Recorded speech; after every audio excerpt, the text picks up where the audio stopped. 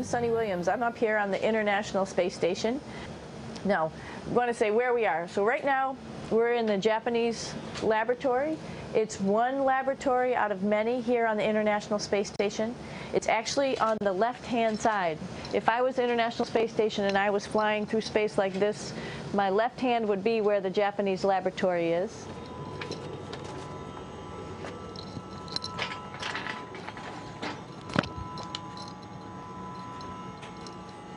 So now again, we're on the right-hand side, all the way on the right of the International Space Station. This is Columbus, the European module. It has science experiments all over. You could see it looks a little bit crowded. And here we do a lot of our medical experiments.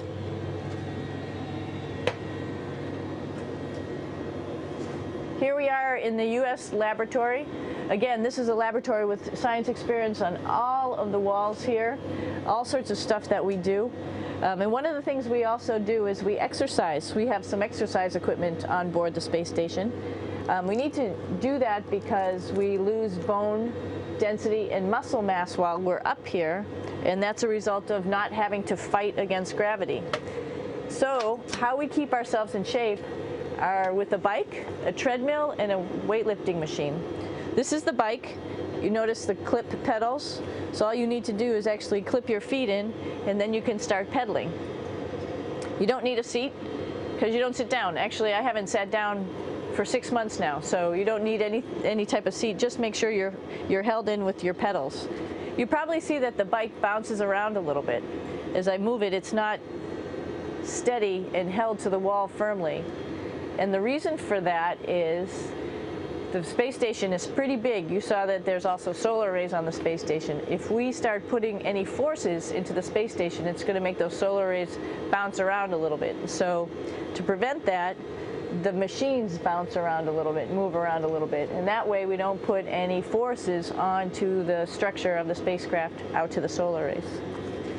All right, a little farther on. Come on.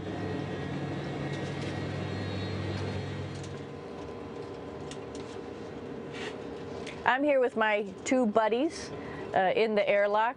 Actually, these are two spacesuits that are ready, primed up to go outside, as we call it, to go do a spacewalk in case we have to do anything outside. Some of the things we do outside are just like inside, repairs. We have a lot of electrical boxes and machinery and solar arrays, in fact, that I talked about earlier, that are outside, and sometimes they don't work quite right. Remember, space is really cold and really hot, and it's also the vacuum of space with no pressure, and so some of the equipment doesn't work well all the time. So we might have to go out and do a spacewalk.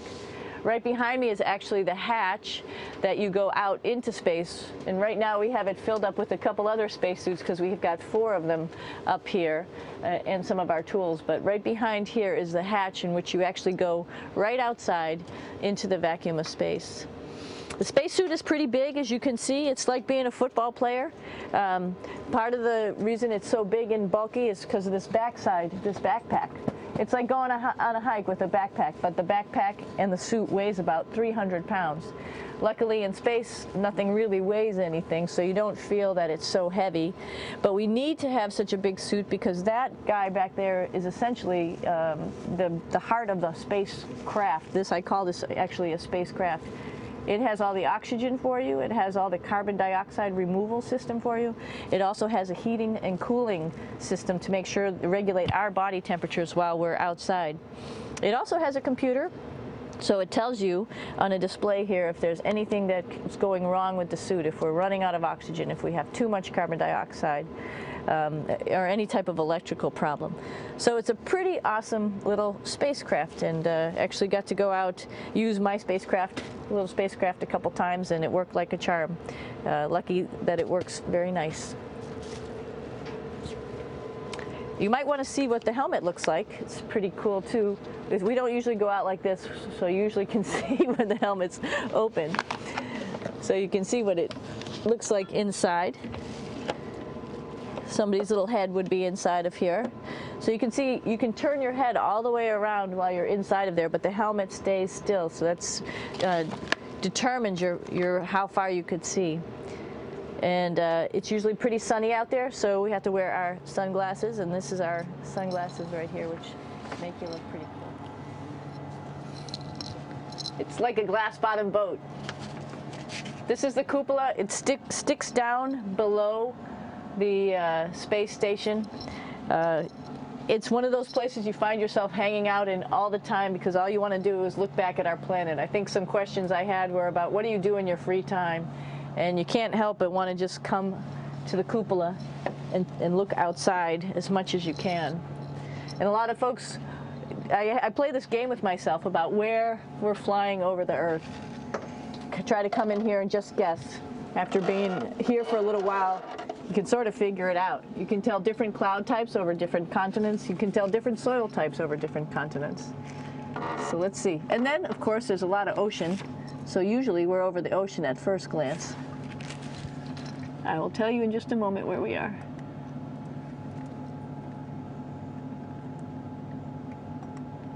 What? There we go.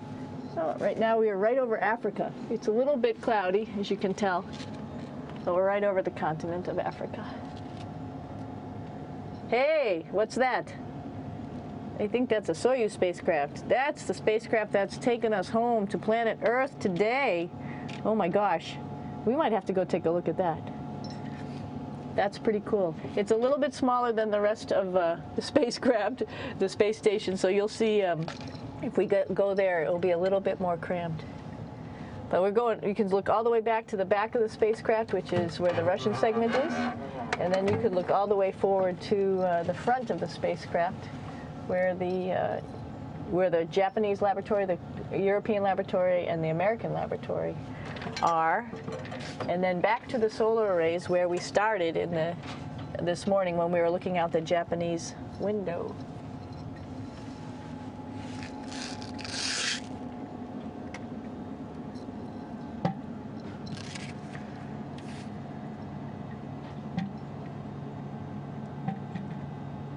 So other questions that were here are, what would you recommend as a job, if so, and to what type of person would want to be an astronaut? I think people who would like to explore, of course people who like math and science, that's what this is all about. We have people in the office who are doctors, teachers, veterinarians, engineers, pilots, so all sorts of people become astronauts, and I think if you see it's just sort of cool, so I think people who like to do a little adventure and like to do cool stuff probably usually become astronauts. Hey, one thing I didn't show you, or I talked about but I didn't show you, was the exercise, another piece of exercise device, which is the Advanced Resistive Exercise, and that's what this is right here. This is ARED. And you could probably see this bar. Let me just do a little bit of maneuvering here. Stand by. You have to set it up just like at any other gym.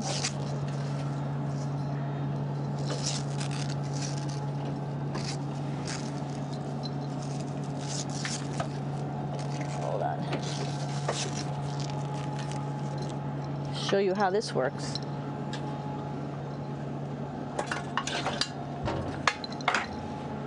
So you can see you can change your attitude just by going from one module to the next, going up from the cupola down here. This is what we call the ARED. And with this, you can lift weights based on vacuum in these cylinders, just like you do at home at a gym. For example, if I wanted to do a squat, I could do it like this. Oops. I just need some weight on this thing. I'm not lifting with anything, so it's too easy. One of the cool things you could do things that you can't do at home. For example, single leg squats with just one leg, because the other leg, you won't fall over. So all sorts of stuff. You can also do bench press. We have a bench that we could add on here, so you can work on your beach muscles.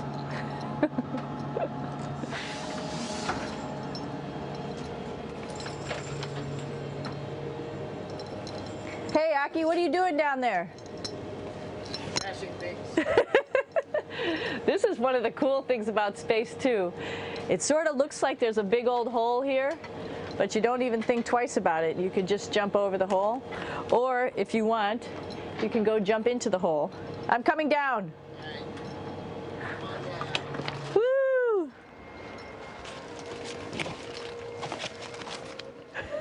Then you can come right back up again, like Superman. Woo!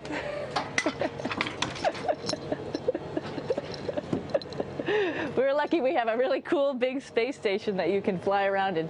That's actually called the PMM. You might have saw it out the window. It's a big silver canister. What's really great about that is it's essentially our closet in our pantry or whatever you want to call it. We have extra food down there. We have extra clothes. We actually throw the trash out down there. So it's nice and organized, and we have all of our stuff that we need while we're working in all these other modules all stowed in this location down here. And it's a lot of fun to play. So this is Node 2. This is a really cool module. Of course, most of these modules you'll see they have 4 sides, and they're put together. That way we could sort of work on a flat plane, either a wall, a floor, another wall, or the ceiling. But you know, again, all you have to do is turn yourself and your reference changes. The reason I'm bringing that up is because this is where 4 out of 6 of us sleep. And so people always ask about sleeping in space. Do you lie down? Are you in a bed? Not really, because it doesn't matter. You don't really have the sensation of lying down. You just sit in your sleeping bag. So here's one sleep station right here. I'm going in right now. You can follow me if you want. So I'm inside. It's sort of like a little phone booth, but it's pretty comfy. I've got a sleeping bag right here that we sleep in, so we don't have sort of like a little bit of a cover. We don't fly all over the place. But you know, you can sleep in any orientation. I have it sleeping, feeling like I'm standing up right now, but like you saw, I'm on the floor. But it doesn't matter if I turn over and I sleep upside down. I can't have it. I don't have any sensation in my head that tells me that I'm upside down, so it really doesn't matter. The sleep station is also like a little office. We've got a computer in here. As you can see, we've got a couple little toys. I've got some books. I've got some clothes and other things that make it sort of like home. I'm coming out. And just for reference, that's one sleep station. This one's another, right here. There's one on the ceiling, if you want to call it, right here. And then there's a 4th on the other wall over here. So all of us sleep in a little bit of a circle. All right, come on back. There's more to show you.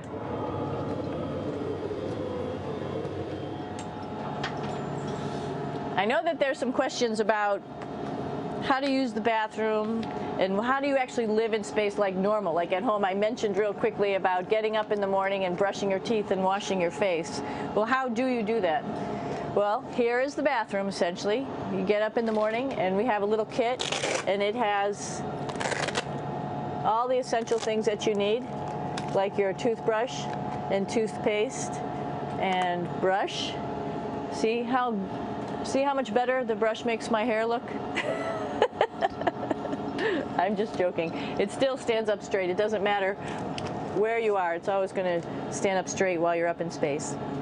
A lot of people ask about toothbrush and toothpaste.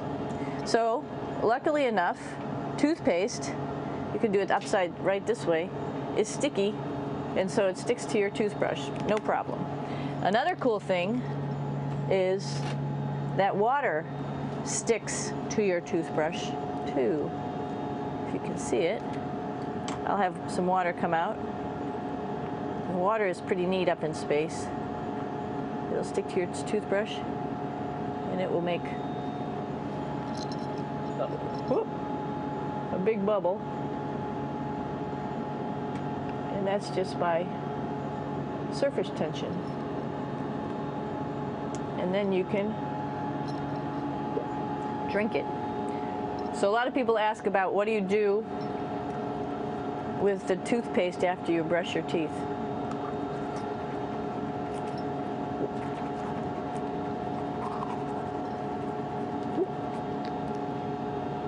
Two options. Swallow it, and it's sort of like mouthwash, but it tastes a little gross.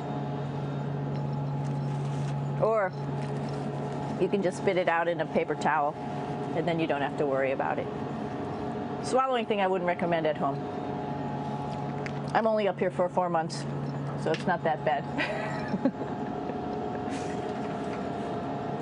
One of the most pressing questions about living in space, of course, is the bathroom. So let's take a look at that little piece of work. Come on in.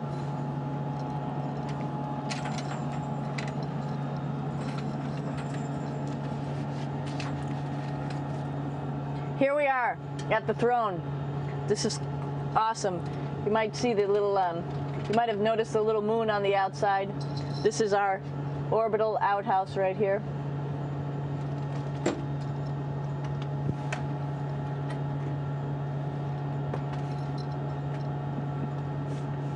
And of course, it serves for 2 functions. Number 2, right here. I'll show you. But you see it's pretty small, so you have to have pretty good aim, and you'll be ready to make sure things get let go the right direction. And it smells a little bit, so I'm closing it up. And that's, of course, for number 2. And this guy right here is for number 1.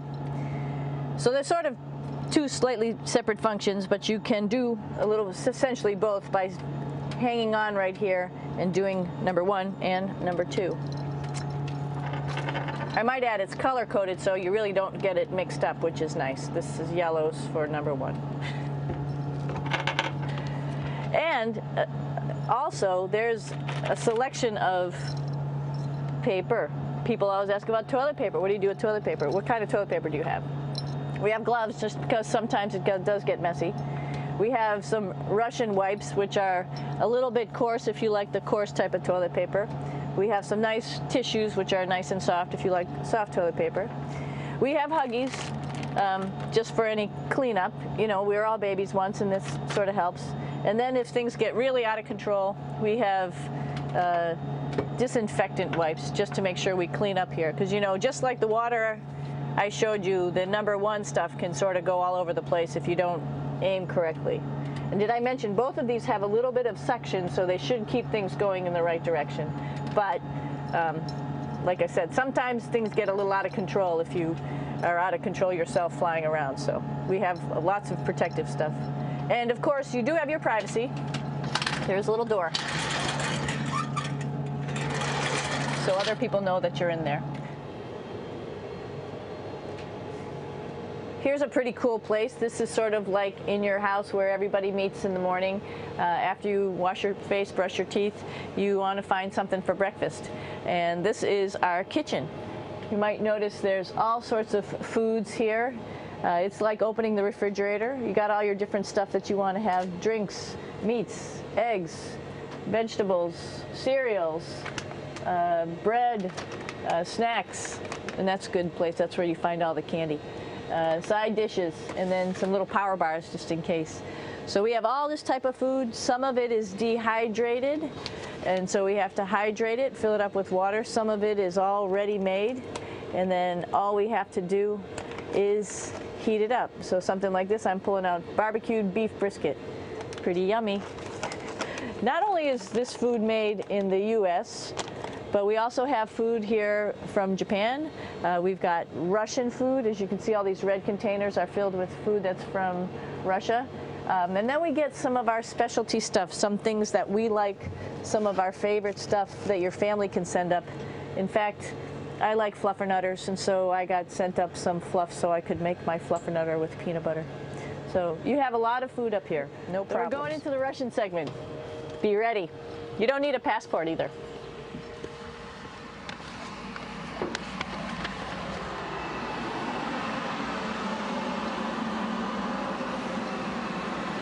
It goes a lot farther back than this. We'll go take a trip and say hello to the boys down there in just a minute. But let's do that first, actually, and then we'll go down to the Soyuz at the very end. This is Yevgeny. Hi. Doing a little tour.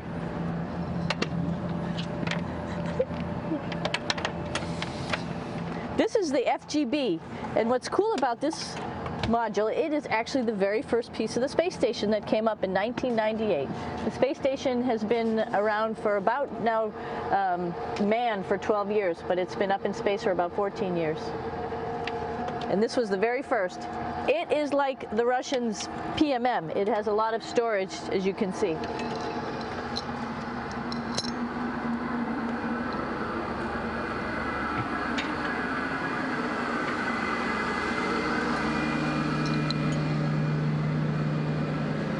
Можно? Снимаем. Чуть-чуть. So here we are in the heart of the space station, really. This is the service module. This is the central post. In case we had any problems, I know a couple of the questions were about what type of things do you have to worry about. And some of the things we have to worry about in space are fire. If we had a fire, if we had a depressurization, like we were hit by a micrometeorite and it made a hole, or if we had some type of toxic atmosphere. We use ammonia for our radiator, so there is a possibility that ammonia could come into the vehicle, and then it would be bad for all of us. If we have any of those problems, we come right here, which we call the central post. It is the main heart of the space station. It was also the first computers that came up here that ran the space station, and so behind this wall right here are these main computers. So we gather here as a group of 3 or 6 and then figure out how we're going to either fight the fire, patch the hole, or solve the toxic spill. And what's cool about this module, of course, it's the central post. It also has great windows right down toward Earth. It has controls to fly in visiting spacecraft if they need some assistance right here. It has Russian computers as well as American computers to help us control anything we need to on the space station. It's a couple of our crewmates back there, Oleg Novinsky on the right and Yuri Malenchenko on the left. And there's also a second bathroom here, which is really cool because 6 of us going to one bathroom is really tough. And so there's one bathroom here and one bathroom on the other side where I showed you. And you can probably see on the wall behind Oleg and Yuri some of the heroes of the space program. Korolev, Sergei Korolev, who was a chief designer of putting men into space, and of course on the right-hand side, Yuri Gagarin, the first man to go into space. So just reminds us of our roots. Yuri, what are you doing? Что делать? Making coffee. Oh. Black coffee. Yeah. Looks good. Okay. Спасибо. We're going to check out our Soyuz real quick. Make sure it's ready to go. All right, back to the Soyuz.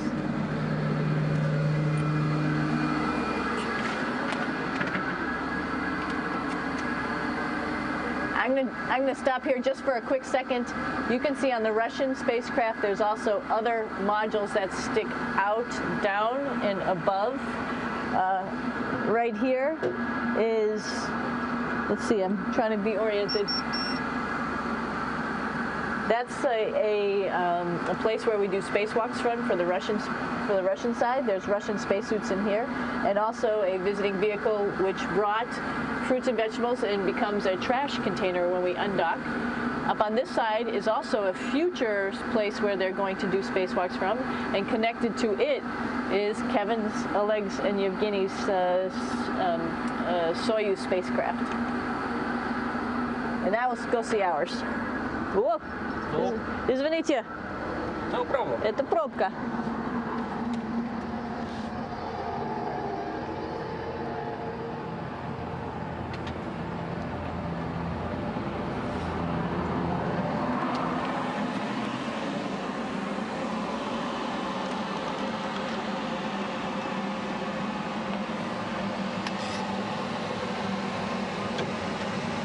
Coming down.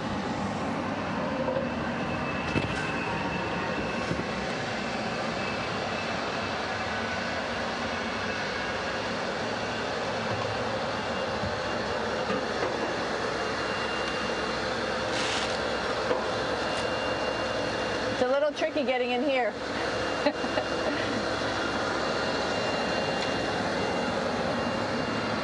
This is the docking probe right here, this big thing. This helps us connect to the spacecraft. This probe actually sticks into this cone, and that's how the spacecraft, our Soyuz, becomes connected to the ISS initially. That is then replaced by clamps, which are around here, that will allow the two spacecraft to be stuck together. And then you can remove the probe and the cone.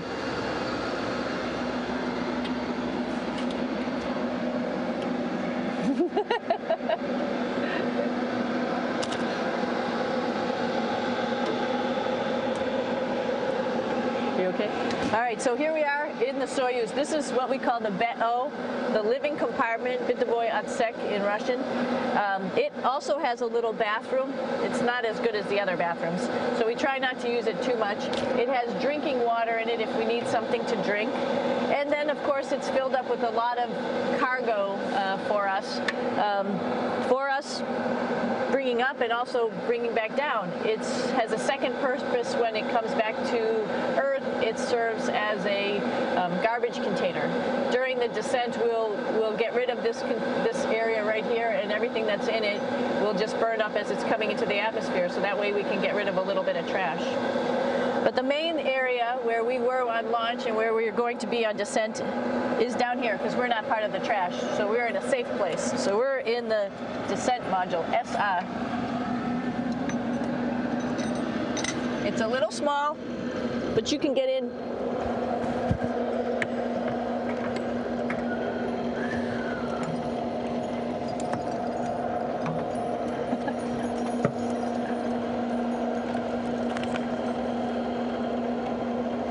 Not sure how well you could see in here. Hold on for a second. I'm going to turn it up this way, just so you could see the hatch, and you could see Kevin. It's a little bit small, but we'll come in and show you around. You coming in? Probably not. Okay.